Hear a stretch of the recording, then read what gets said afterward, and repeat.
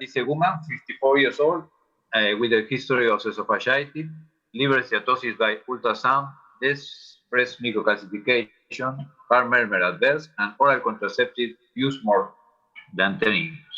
So suddenly, December 2020, came to clinic due to epigastric abdominal pain. In this context, she had a blood test done that was completely normal and a high endoscopy that showed a progression of the esophagitis already known. And she had a change in the medication with complete disappearance of symptoms.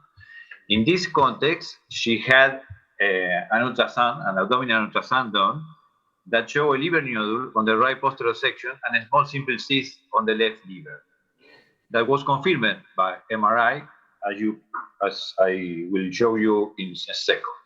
This MRI also showed two images else on the breast left parenchyma of 8 and 12 millimeters. So you can see here the MRI, and these are the images. I ran the images. This nodule was the nodule that I told you, and I ran the images. You can see here that have a quickly uptake of the contrast. Remind that it's a fatty liver, so it's some dark in relation to the normal liver, but the nodule have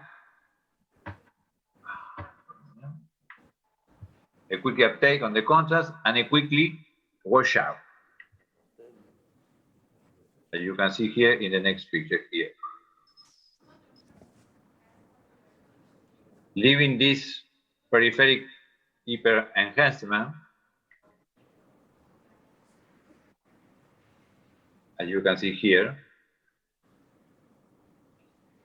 and on the T2 series has an hyperintensive activity with this peripheric hypointensive image, and on the diffusion time have an important restriction, as you can see here. So, any comments about this nodule? I remind you, it's a patient that have no underlying pathology on the liver, just steatosis and yes, the antecedent of contraceptive intake during at least 10 years. Just that.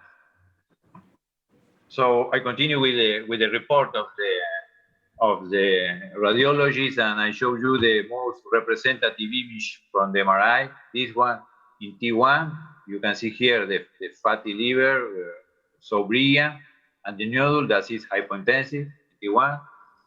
This is a quickly uptake of the contrast. Remember that it's dark due to the fat inside, but it's quickly, because the arterial time is a quickly fill it, with a quickly wash out, as you can see here, giving this peripheric hyperenhancement, and an important restriction on diffusion, as you can see here. That was the radiologist report, and the consideration of, I don't know if you want to, before show the consideration of the radiology, is something of the audience want to say something about the interpretation of this nodule. So you say there is wash in, wash out, and a restriction of the diffusion. So I guess it could potentially be an HCC, but we don't know anything about the underlying liver, and we cannot, state that it is an HCC at this time. Exactly. We need more info. Exactly. And potentially. Okay, perfect. So the radiologists make the same consideration, rule out the primary tumor and less likely secondary. So other exam that the patient had done was tumor marker, and you can see the thing that you asked me. The marker was completely normal. The viral B and C serology was negative, and the gynecology evaluation, remember that she had 2 nodules on the left breast caudal part, and was completely normal at the evaluation, so rule out the possibility of have some relation with this tumor on the liver. So, in conclusion, at the moment when the patient arrived to my consultation was completely asymptomatic, with the liver imaging finding an MRI reported as a possible primary tumor. So, in this context, what do you see, and what to do with this finding? That's the question.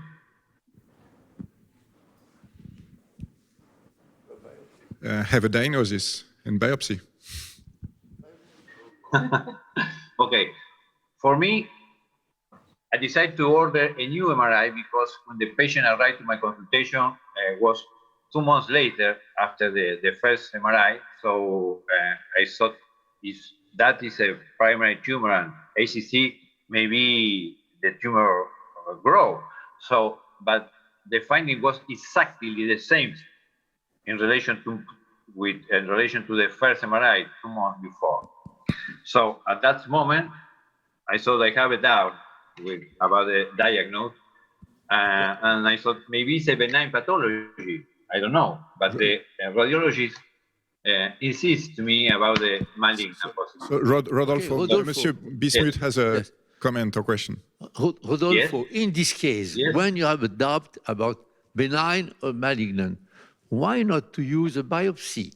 You know, we use the double needle biopsy that you know, the protected biopsy, which is very easy to perform. The tumor is small, well seen by the ultrasound. Under ultrasound, you do a biopsy, very selective biopsy of the tumor. Why not to do that? Yes, as you tell, I thought about the biopsy, and I put here on the slide, but we always think about the possibility of the seeding during the biopsy that are reported up to 5%. So no always try to. You know, Rodolfo, this is why I spoke about the double needle, what we call the double needle biopsy, which is a biopsy through a needle, and the exterior needle protects the specimen when you go out to touch any part of the body and not touching the wall. We described this technique many years ago, and we use it frequently in pulmos. There is no risk. And then, after withdrawing the biopsy needle, we keep the needle a little greater, and we inject glue, surgical glue, when we withdraw the big needle. And it is a very secure. We published with Mark Juan many years ago, we published this technique called the double needle biopsy. Oh, protected. We make also protected, needle protected biopsy. I think the times that I remember many years ago at Paul Bruce that liver transplantation was not considered somebody had a liver biopsy percutaneously. Yes. That was a long time ago, but that's changed now. So did you do a liver biopsy or not? No, because no always we have a determined diagnosis with the pension. The pathologist sometimes is not determined, and so in many cases we decide to, when we thought that we have a doubt about the diagnosis, we go to do something else, not the biopsy. But in this case, I decided to go to the surgery, thinking that maybe it was something malignant, but with some doubts about that. And at this point, I would like to ask you, what do you think if you are thinking about the primary tumor, HCC, which is the role of percutaneous treatment? Radiofrequency in this case is less than 3 centimeters of diameter. So do you think that is a possibility? And in this case, yes, maybe the biopsy first, it is important. Or when you think that it's a primary tumor less than 3 centimeters and you do the percutaneous treatment, you avoid the biopsy before. What do you think about that? Even at the healthy liver, that is the case, or even in a underlying pathologic liver, which is your behavior about that? Do you do when you do the radiofrequency? at the tumor at this one, less than 3 centimeters. You do before the percutaneous biopsy always, or you go straight to the radiofrequency and you have no the biopsy before? There's a question. Any comments on that? What do you mean? That means you destroy the tumor without knowing what it is. You will never know what it is. Yes, yes, of course. I didn't know. So your recommendation is do the biopsy before and after, say something. Always the biopsy before. That's it? What do you think? I speak to the audience. The audience doesn't seem to be able to tell you the answer. So you didn't do a biopsy. What did you do next? So Rodolfo, just let me add one thing. If you do a percutaneous treatment, the risk you are taking is the same that you are taking also with a protected needle biopsy. I think you even could consider doing both, but first doing the biopsy. So we agree here that a protected biopsy is the procedure to do at this moment to know what this patient has. We have no idea what it has. We don't know normally here the protected biopsy. So always we have afraid about the seeding that is reported into 5%. So, but anyways, in this case, I didn't do the biopsy, and I go to the surgery, and I would like to know what happened. This was the surgery. We perform a local resection, partial segment 6 and partial segment 7. And this was the finding. And I would like to know, what do you think about this tumor? Look at this. This one is the image as HCC, and this one the finding. So what do you think about that? Always you are thinking about HCC? I really can't tell from the picture. Can anybody here tell us what it is from the picture? I cannot. No, me neither. So, but you know, when I ordered the second MRI, I thought that maybe was not an HCC due to all the comment that I already done. So yes, that I already made. So, but it's really that the image is as an HCC. So, which was the report for the pathology was an hepatic pseudolymphoma. So, what is that? It's a reactive lymphoid hyperplasia. That is something that abundant lymphoid tissue with a small lymphocytes, plasma cells, and the presence of lymphoid follicles. So, and that's other important thing to take in mind is have a lymphoid infiltrated around the portal areas. So that is another important thing to keep in mind to do the diagnosis. But it is really, we must thought about this, we must think about this tumor as a normal lymph node inside the liver. This is the way to image this tumor aspect. So on the bibliography, 76 cases published to date in the international bibliography. So it's rather weird. You have here the images on the histology. This is the pseudolymphoma itself. This is the portal triad with lymphocyte around. The same here, the follicular hyperplasia inside, and the lymphoid follicles. So, two papers on the bibliography that are more representative than from Japan, that is the country that have more publication about that, that speak about the reactive lymphoid hyperplasia of the liver. Is a benign disorder. But be careful, because there is one paper on the bibliography that report a malignization of this tumor. So even if a benign disorder can malignize.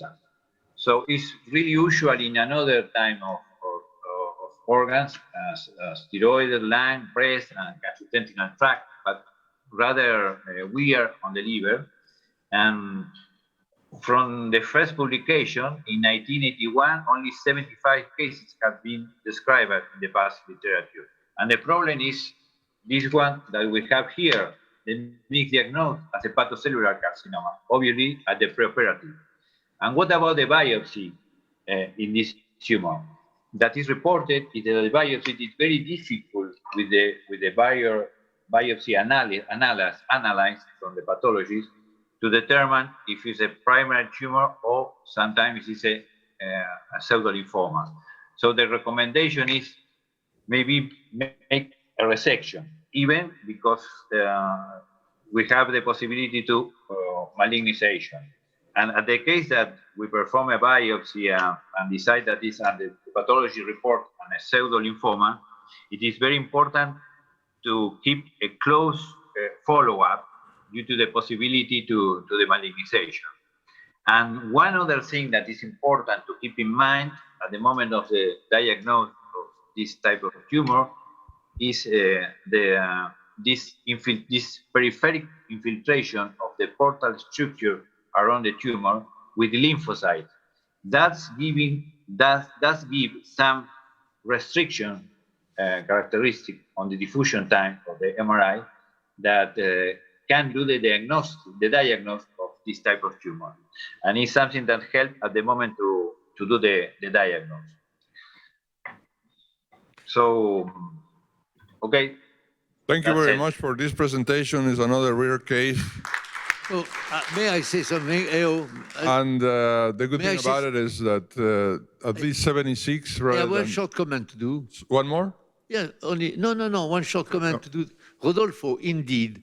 Yes. Do you think it's possible to do the diagnosis of this tumor without the biopsy? It is impossible. It is so rare. Nobody will do that. Okay. And my question is, what is the evolution of this tumor, if it is not a tumor indeed, it is a pseudo-tumor? What is the evolution without resection? Normally, as I told you, there are one report of malignization. So in a tumor that was at the beginning reported as a pseudolymphoma, but after some years start to grow, and a new punction was performed, show a lymphoma, a malignant lymphoma. So go from the pseudolymphoma to the lymphoma, to the malignant lymphoma. So the recommendation is to do a close follow-up just to avoid the malignization without realize, or if not, do the resection we made. Okay. That is the message. Okay, so thank you very much.